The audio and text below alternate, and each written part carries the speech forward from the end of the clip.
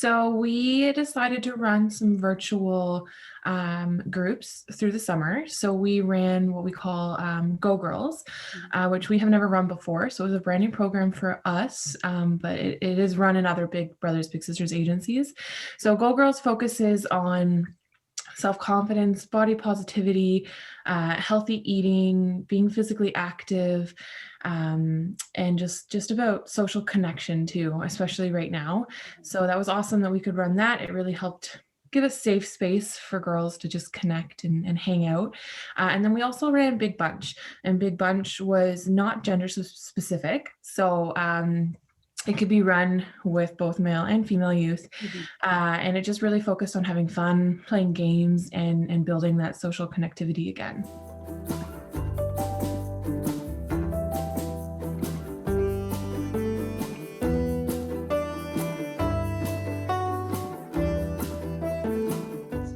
So I think it goes without saying that COVID-19 has been difficult. I'm sure you've heard that a lot. Yeah. But it certainly has affected everybody in more ways than one. And I can't help but think about how it's been affecting our youth in the community.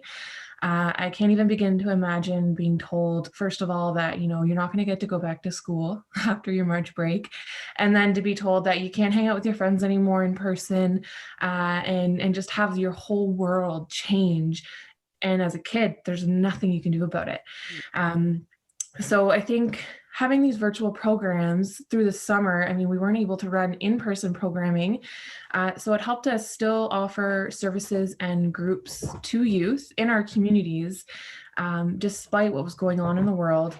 And it helped to build those social connections, which are so important, especially right now, while creating that safe space for kids to talk about whatever they wanted to. Of course, the groups were, content driven, but we got off topic often, which is fine. And that's what it's for. And it really helped it helped the kids have someone and a group to feel connected to build new friendships, which was really awesome to see.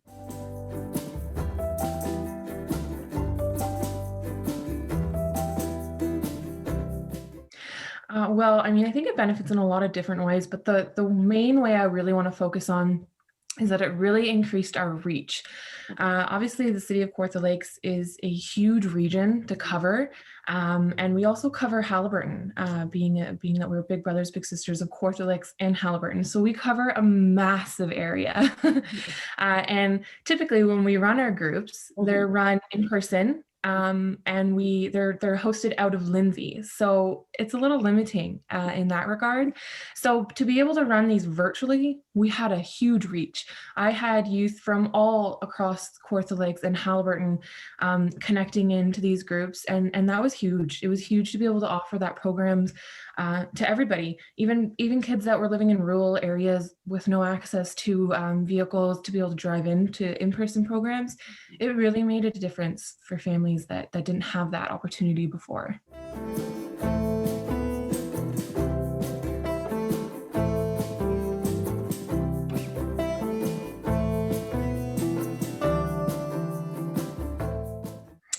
We transitioned our in-school mentoring to virtual.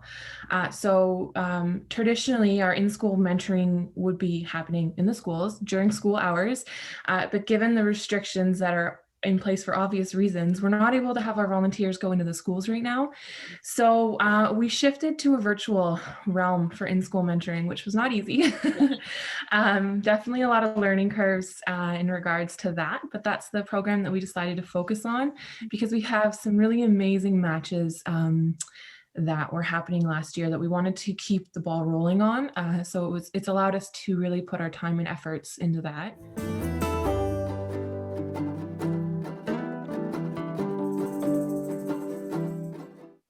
So again, the connectivity, I think, is a huge piece. I know as an adult, just that anxiety that you feel not knowing what next week is going to bring And then imagine being a youth, Yeah. not knowing, okay, I'm in school this week, but am I going to get to go to school next week?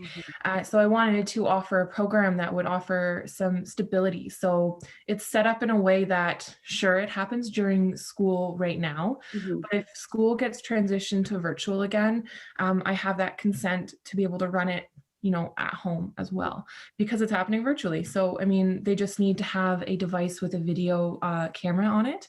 And our volunteers are really flexible in meeting the kids where they're at. So timing can be flexible if things shift. Mhm. So it has the ability to be very, very flexible in that regard. And I think that's really important because we know there's a lot of building research that shows the impact of developmental relationships, Mhm. which is something that our agency is really starting to focus more on. So being able to offer our youth and our communities that stable adults that they can just kind of connect with, that's outside of their family, no matter what is going on in the world, I think is huge. And it helps them kind of balance any of the stresses that are going on in their lives. And I think it would be very naive to say that kids aren't experiencing any stresses right now. So it definitely is helpful for that.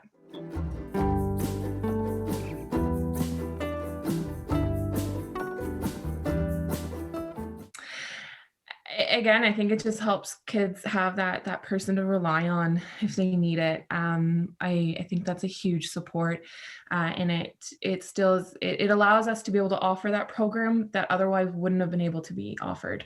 Um, I mean, our in-school mentoring, we've been running that program for 20 years now, so it was a little daunting to learn, again, for obvious reasons that our Yeah. volunteers wouldn't be able to go into the schools. And we're like, okay, how do we shift this? How Mhm. do we keep those relationships still going?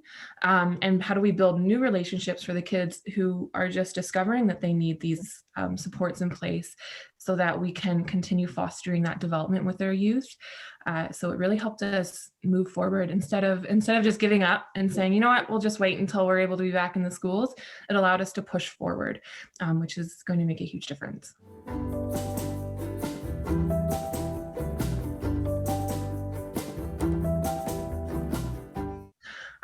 I think it goes without saying that our services have become a lot more virtual. We no longer are, tied to that in-person requirements for programming. Mhm. So, I mean, it's allowed us to learn how to be flexible and adaptable for virtual learnings. It's also allowed us to introduce virtual mentoring, which is not something we've ever done before.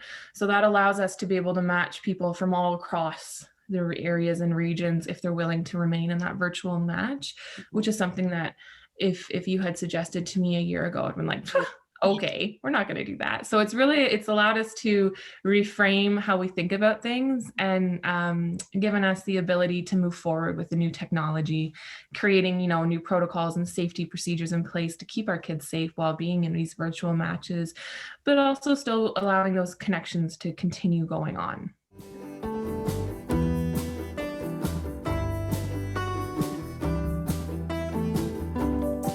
I think the biggest thing that I've learned is that community services are very equipped to be flexible and adaptable no matter what's going on in the world. I think that's something that we've all learned. Mhm. It might have taken us a little bit to figure that out, but I think that goes without saying.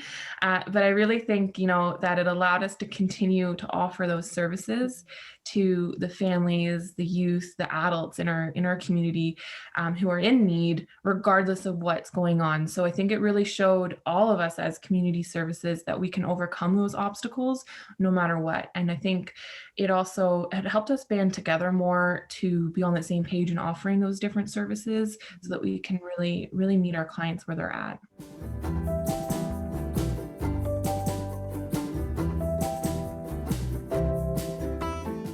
I really think that there's a building anxieties for both adults and youth because of the uncertainty of what's going on in the world. Things change every week.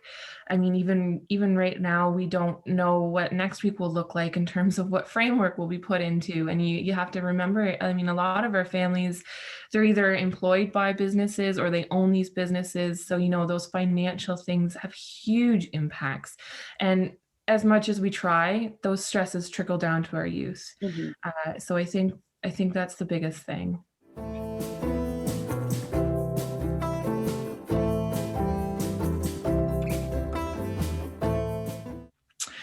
I mean, we record everything, and we get, testimonials where we can. But I mean, as an agency that's tied to, national Big Brothers, Big Sisters of Canada, we do have standards that we have to adhere to. So, I mean, we do record all of our interactions and things like that.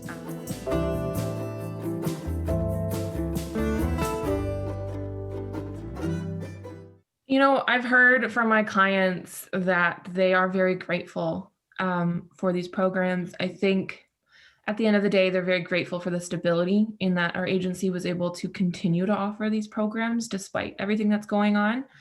Um, I think in the beginning, everyone thought, this wasn't going to last that long. We'll just shut down for a little while. We'll be back in a couple months. But that obviously was not the reality.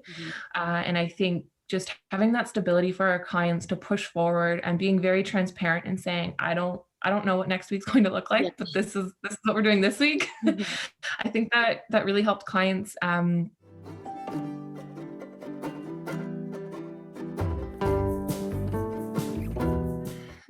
mean, we're obviously very grateful for the funding to help us continue to offer services for our clients, to meet them where they're at, to be able to provide supplies to help foster our relationships. The funding allowed us, to be able to help our volunteers with different supplies that they might need to help those matches move forward. It's obviously very uncomfortable for a child to sit in front of a camera without anything going on in front of them. So to be able to offer different activities to help support those matches has been huge. And I'm really grateful for our community. I think that, the city of Kawartha Lakes and Haliburton have done amazing things to push forward through this pandemic. And I think that says a lot about our community and the people in it.